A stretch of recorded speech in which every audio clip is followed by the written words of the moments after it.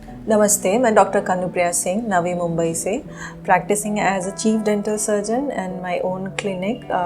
Since 2008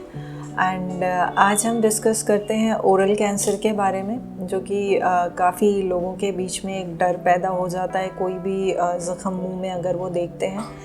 तो सबसे पहले तो इसको पहचानते कैसे हैं या इसके सिम्टम क्या होते हैं। सिम्टम्स में अगर ध्यान दें तो आपके मुंह के अंदर, गाल पे, मसूड़ों पे, फ्लोर ऑफ द माउथ या आपके जीभ के ऊपर, लिप्स के ऊपर, गले में कोई भी ऐसा घाव जो काफ़ी दिनों से है या गांठें बन गई हो या वहाँ पे छाले जैसी कोई ऐसी ग्रोथ आपको दिख रही हो जो कि पेन ना दे रही हो आपको और काफ़ी 2 हफ्ते से ज़्यादा है अगर वो आपके मुंह में ऐसे घाव और अपने आप से वो बोलते हैं उनका घाव भरना या छाले ठीक ना होना, ये चीज़ें अगर आपने पाई हैं कैंसर के रीज़न हो सकते हैं।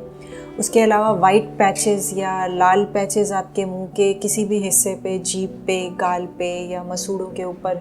ये अगर देखे जाएं तो भी हम उनको एक लीजन एज या प्री कैंसरस लीजन या pre malignant as a lesion consider करते हैं। कैंसर होता क्या है अगर इस पे ध्यान दें तो कैंसर एक कारण है कि जहाँ पे आपकी कोई भी सेल जो होती है बॉडी की या मुंह की अगर हम देखें तो वो अनकंट्रोल्ड वे में ग्रोथ करना शुरू कर देती है और उसकी ग्रोथ जो होती है उसके बाजू की कोशिकाओं को भी अफेक्ट करना शुरू कर देती है, उनको पुश करना या स्वेलिंग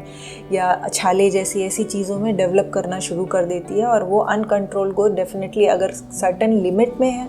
अगर बेनाइन है तो हम लोग उसको कंट्रोल कर सकते हैं एक सर्जरी के द्वारा,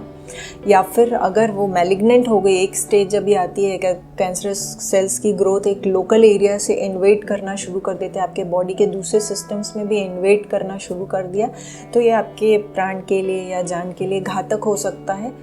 तो ऐसे केसेस में हमेशा जब भी आपने कोई भी लीजन या घाव नोटिस किया है अपने मुंह में तो आप पहले अपने डेंटिस्ट के पास जाइए, उनको दिखाइए, उनकी राय लीजिए कि ऐसा क्यों हुआ है। अगर वो नॉर्मल रीज़न है, इन्फेक्शन की वजह से है, तो वो आपके लिए उस ट्रीटमेंट सजेस्ट करेंगे। अगर नहीं तो डेफिनेटली आपको उसकी इन्वेस्टिगेशन, बायोप्सीज़ या करानी चाहिए। वो कराने के बाद में कंफर्म होता है, डेफिनेटली आप रश करिए अपने ट्रीटमेंट के लिए। ट्रीटमेंट अवेलेबल है अगर उसके लिए देखा जाए तो अगर सर्जरी है तो सर्जरी, अगर किसी ग्रोथ के लिए एडवाइस है सर्जरी की जाएगी। किसी पार्ट में अफेक्टेड है, कौन सा पार्ट है, टंग में है, मसूड़ों में है या दांत के किसी पोर्शन तक लिमिट है, जबड़ों में है, तो उस पोर्शन की पूरी स्कैन या 3D स्कैन जो बोलते हैं, 3D स्कैन करने के बाद में, बायोप्सी करने के बाद में एक रिज़ल्ट पर पहुंचा जाता है। एक डेफिनेट ट्रीटमेंट प्लान आपके कैंसर स्पेशलिस्ट के थ्रू बनाया जाएगा और उसके बाद सर्जरी के अलावा दूसरे ट्रीटमेंट हैं और आगे